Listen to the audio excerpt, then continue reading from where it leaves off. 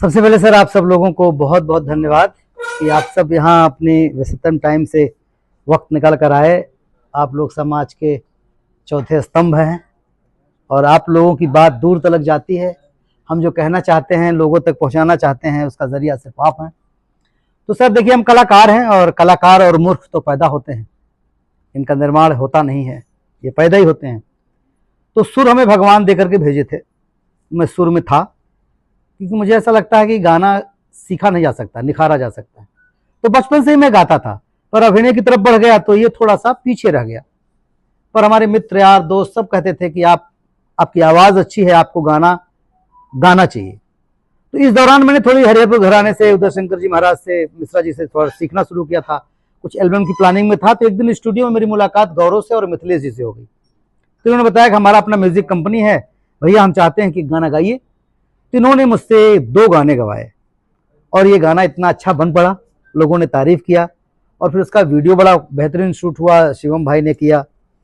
तो मुझे लगता है कि एक लाइफ है, एक जीवन है, एक्सपेरिमेंट करना हमें चाहिए और क्या होगा अंजाम इसका परवाह नहीं करते हुए खुद के लिए, और अगर हमें अच्छा लगेगा तो मुझे दर्शकों को भी अच्छा लगेगा। और दर्शकों से कहूंगा कि एक भरोसा आप देखिए, आप सुनिए, शायद आपको मेरी आवाज भी अच्छी लगे जैसे आपका मेरा अभिनय आप लोगों को अच्छा लग रहा है। मनोज जी, आप बेहद संजीदा अभिनेता हैं और लोग आपकी तारीफ करते हैं। जी सर। गायकी कहा जाता है कि भोजपुरी जो इंडस्ट्री है उसमें बिना अश्लीलता के काम नहीं चलता। तो आपने अपने उस चरित्र को किस तरह से ढाला इसमें, ताकि जो आरोप लगते रहते हैं भोजपुरी गानों पे? सर देखिए, आरोप लगता है तो उसमें कोई ना कोई सच्चाई तो होगी, ऐसे ही झूठे तो आरोप लगता नहीं है। मैंने अभिनय में भी कोशिश किया कि मैं फुहरता की तरफ न जाऊं। हमारी 400 फिल्मों में हो सकता है 2-3 फिल्मों में कुछ 1-2 डायलॉग ऐसे हो गए हों जहां शुरुआती बुनियादी समय में हम प्रोड्यूसर को नहीं बोल पाते हों, लेकिन हम इसका ख्याल रखते हैं कि हमारा डायलॉग गड़बड़ ना हो, हम डबल मीनिंग ना बोलें। उसी तरह से गायकी में भी सर हमने जब शुरुआत की, आप गाना देखेंगे, आप वीडियो देखेंगे, बेहद साफ सुथरा एक रोमांटिक गाना है जिसमें आपको रोमांस तो दिखेगा, वासना नहीं दिखेगी, ये मेरा दावा है।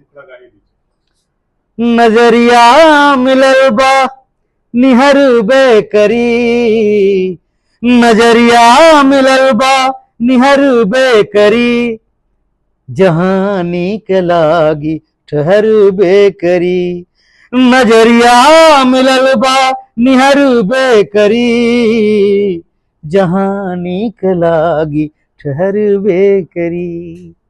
मनोज जी, आप भोजपुरी फिल्मों में आजमगढ़ का झंडा, आजमगढ़ का परचम बुलंद करते रहते हैं और भोजपुरी का परचम पूरे विश्व में लहराते रहते हैं जी। आजमगढ़ के युवाओं में कितना पोटेंशियल दिखते हैं? आपके बगल में गौरव पंडित बैठे हैं, कितना पोटेंशियल है, ताकि आज की यूथ भी जो फिल्म इंडस्ट्री में काम करना चाहते हैं, तो आप लोगों की तरफ से क्या कुछ किया जाता है, कितना सहयोग किया जाता है युवाओं को आगे बढ़ने में? देखिए सर, पोटेंशियल तो हर जगह है और गांव क्षेत्र में ही है। जितनी बड़ी प्रतिभाएं निकली हैं वो ऐसे ही निकली हैं, धूल मिट्टी से निकली। धूल मिट्टी से ही ईंटा बनता है, वही धूल मिट्टी जो है बड़ी इमारत बनती है।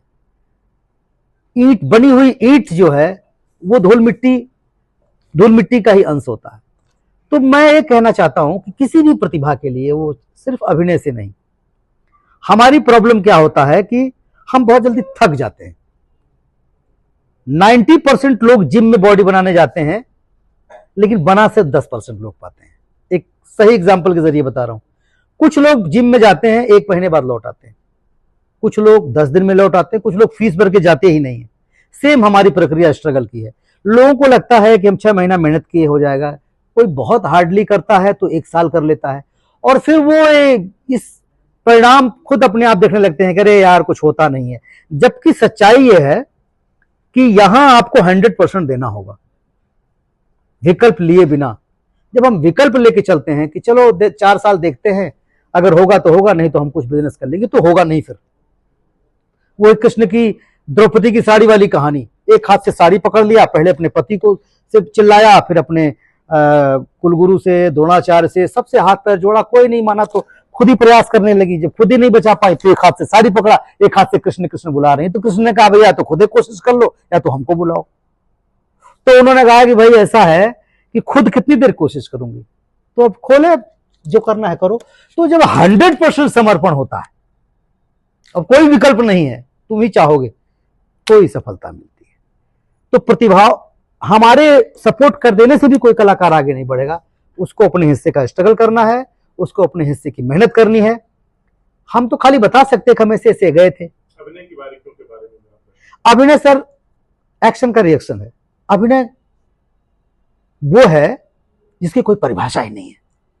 जीवन, रजनीश ने दुनिया की सबसे बड़ी परिभाषा अभिनय की रजनीश ने बताई है कि जीवन ऐसे जियो जैसे अभिनय, और अभिनय ऐसे करो जैसे जीवन। बस इससे बड़ी और परिभाषा कोई हो नहीं सकती है। जब हम आसपास से नहीं सीख पाते हैं, देश के शराबी घूम रहे हैं, देश के टूटे दिल घूम रहे हैं, निराश बाप घूम रहा है, खुशी वाला बाप घूम रहा है, मैनेजर घूम रहे हैं, पुलिस वाला, सब अगल बगल सबको जिरोक्स करिए, अलग अलग किरदार अपने दिमाग में डालिए, आप एक्शन का रिएक्शन दीजिए, हो गई एक्टिंग। इस गाने को लेकर के भोजपुरी समाज के जो चाहने वाले लोग हैं उनको क्या कहना चाहिए? सर मैं तो यही कहूंगा कि जैसे अभिनय में मोहब्बत दिया है आपने, वैसे मेरे गाने को भी मोहब्बत दीजिए। निराश नहीं करूंगा आप लोगों को। ठीक है गौरव भाई, तो क्योंकि आपकी कंपनी से रिलीज हो रहा था, वो लगा लीजिए माइक को। आपकी कंपनी से एक एल्बम का गाना रिलीज हो रहा है, नजरिया निहरबे गली।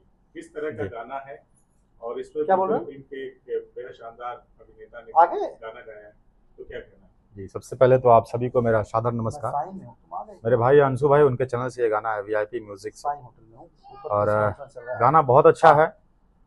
मुझे ऐसा लगता है कि मैंने पहली बार इसमें हीरो जैसा किरदार किया है। अभी तक आप लोगों ने मुझे निगेटिव किरदार में देखते रहे हैं, मेरे रील्स भी अक्सर करके निगेटिव टाइप की ही होती है। तो मैं काफ़ी उत्साहित हूँ, और मैंने गाना को देखा भी तो मुझे लगा कि बहुत शानदार गाना है और ये कुछ नया होने